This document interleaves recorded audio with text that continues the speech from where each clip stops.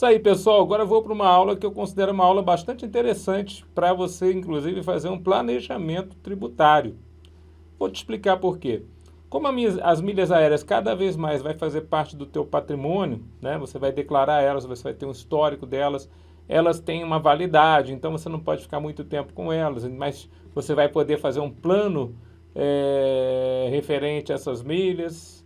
Pode chegar um determinado momento que a pessoa venha a falecer, não estou falando mais de você, né? Mas a pessoa venha a falecer e vai ficar aquele monte de milhas aéreas ali que poderão, né, ser transferidas para os seus herdeiros. E esses processos de transferência normalmente têm algum custo, dependendo da companhia aérea.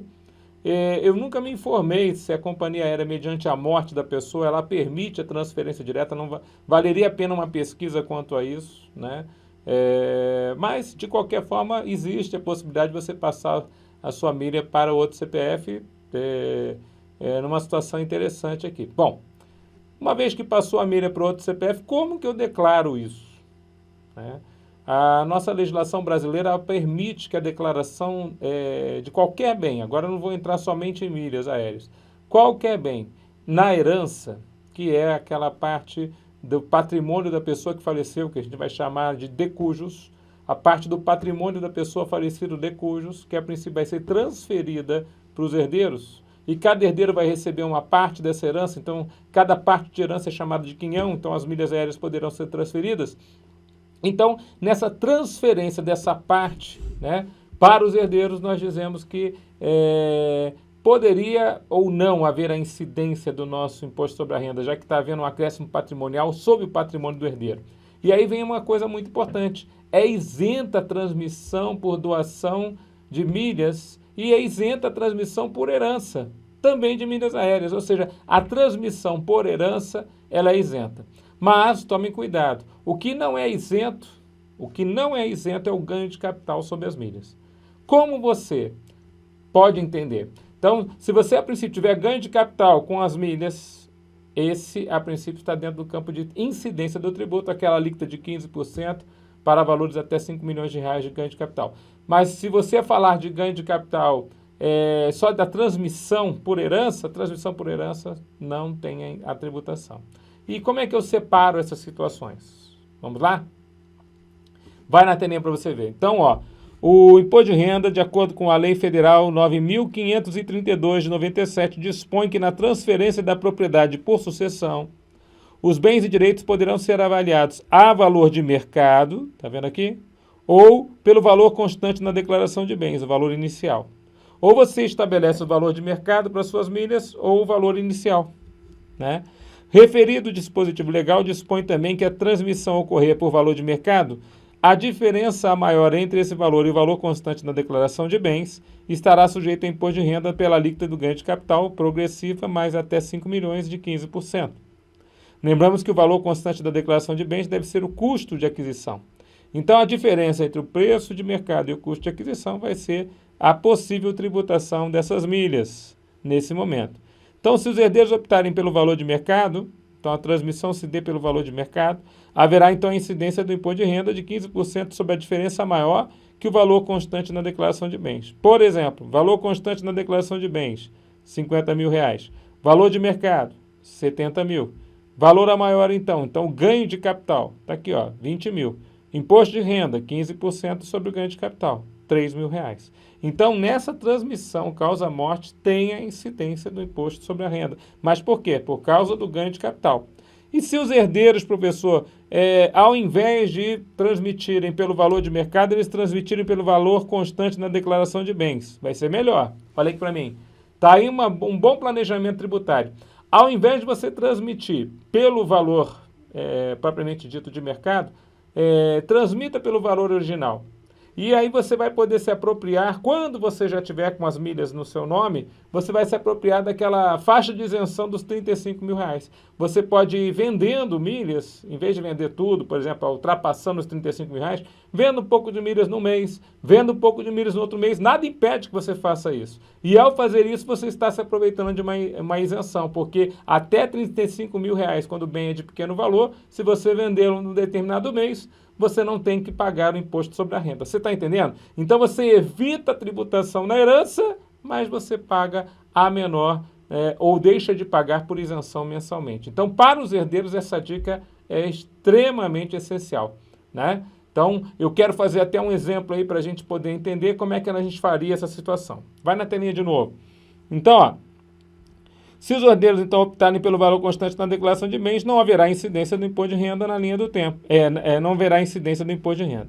Na linha do tempo, o patrimônio é assim. O senhor José faleceu. Então, se ele faleceu, quem vai responder agora pelos bens dele chama-se espólio, que é o conjunto dos bens da pessoa que faleceu, do decujus.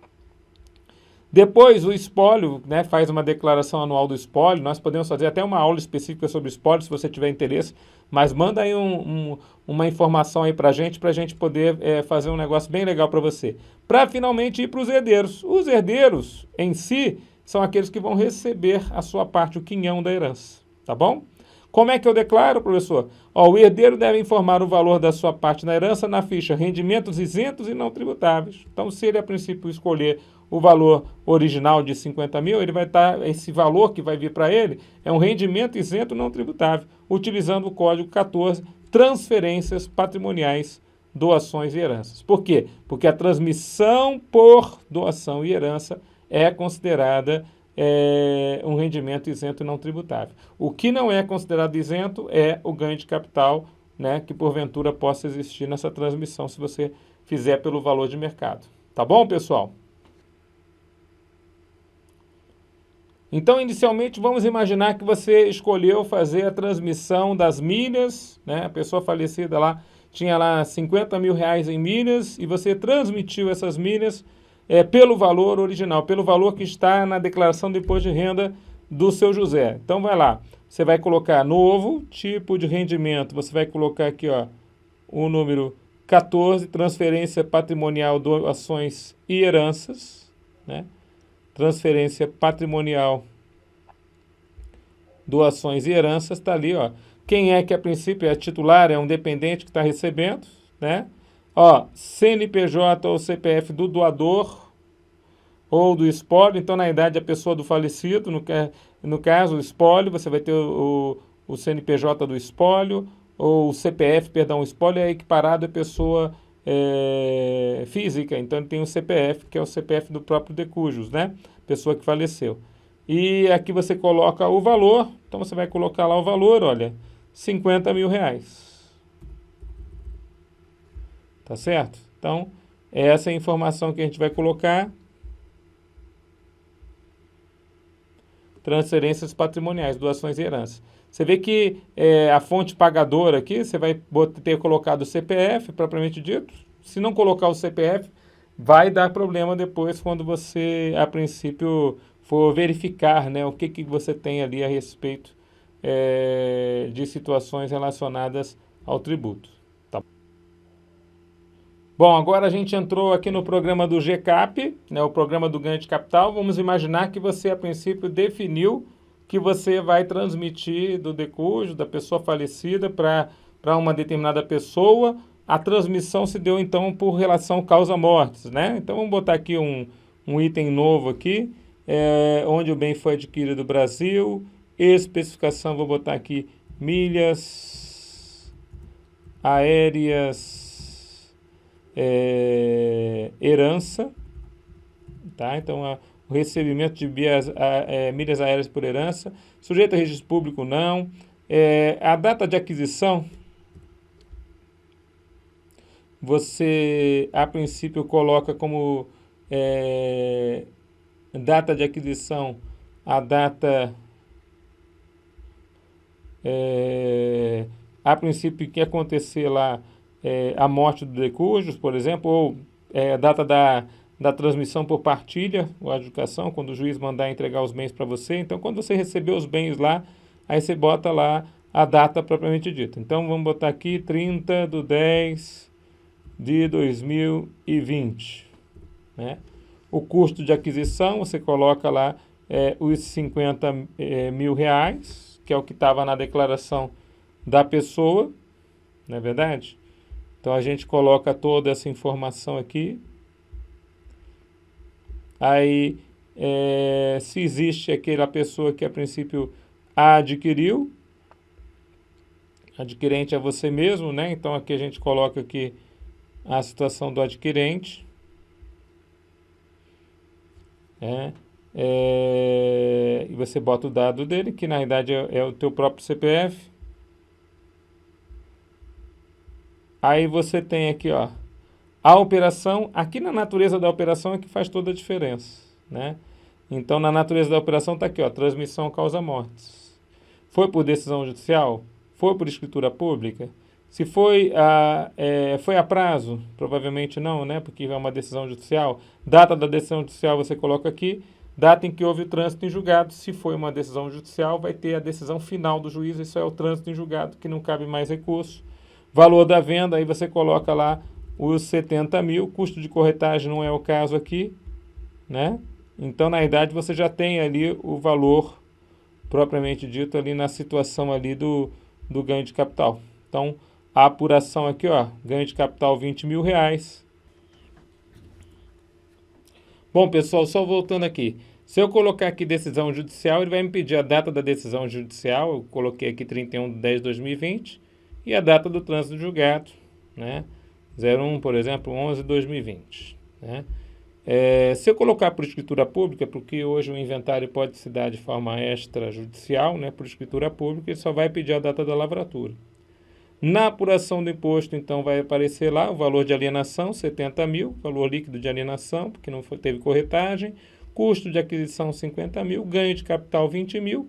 Na hora de calcular o imposto, sobre os 20 mil, a incidência da alíquota de 15% dos R$3.000 já saem direto, e na consolidação dos dados que depois vão para a sua declaração de imposto de renda, já está toda a informação aqui obtida. Lembrando que essa tributação sobre o ganho de capital é uma tributação definitiva, ela não entra junto com os demais ganhos na sua declaração de imposto de renda mensal para fins de mais pagamento de imposto. Ela já está pago e você só informa para fins de que haja conhecimento pela Receita Federal do Brasil. Tá bom, pessoal?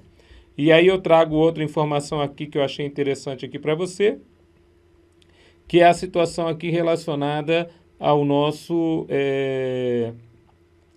conhecimento aqui, né? Então ele fala aqui, ó, tratando-se de uma herança então recebida em 2020, é necessário informar os dados do bem e os detalhes sobre a forma de aquisição. Não há o que ser preenchido no campo em situação em 31/12/2019, mas no campo situação em 31/12/2020, informar os bens e direitos recebidos por herança, inclusive em adiantamento de legítima, pelo valor constante na última declaração apresentada pela pessoa falecida ou por doador, ou, opcionalmente, por valor superior àquele declarado.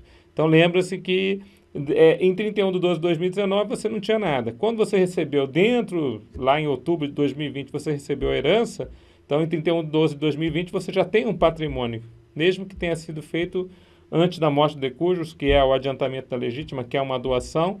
Mas, no caso, você recebeu a herança, você está informando ali na declaração de imposto de renda esse aumento do seu patrimônio. Tá bom, pessoal?